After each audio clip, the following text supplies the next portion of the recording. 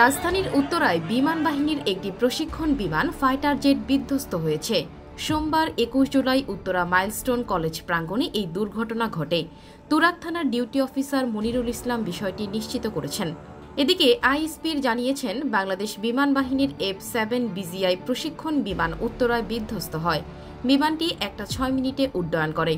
বিমান সূত্রে জানা গেছে, প্রশিক্ষণ বিমানটিতে ছিলেন স্কোয়াড্রন লিডার তৌকির। এতে এখন পর্যন্ত কোনো হতাহতের খবর পাওয়া যায়নি।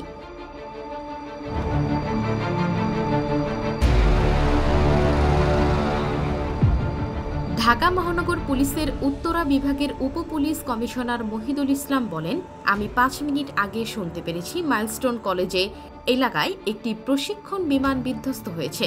আমি ঘটনাস্থলে যাচ্ছি এবং বিষয়টি নিশ্চিত হওয়ার চেষ্টা করছি। এছাড়া ঘটনার পরপর সামাজিক মাধ্যমে ছড়িয়ে পড়া ভিডিওতে মাইলস্টোন কলেজের ভেতর থেকে ধোঁয়ার কুণ্ডুলি উঠতে দেখা গেছে। এ বিষয়ে ফায়ার সার্ভিসের নিয়ন্ত্রণ কক্ষে ডিউটি অফিসার লিমা খানম বলেন, আমরা দুপুর 1টা 18 সংবাদ পেয়েছি যে উত্তরা মাইলস্টোন কলেজের কাছে একটি বিমান বিধ্বস্ত হয়েছে। ঘটনাস্থলে আমাদের 3টি ইউনিট কাজ করছে, আরও 2টি ইউনিট রাস্তায় আছে। এই বিষয়ে বিস্তারিত আর কোনো তথ্য আমাদের কাছে এই মুহূর্তে নেই।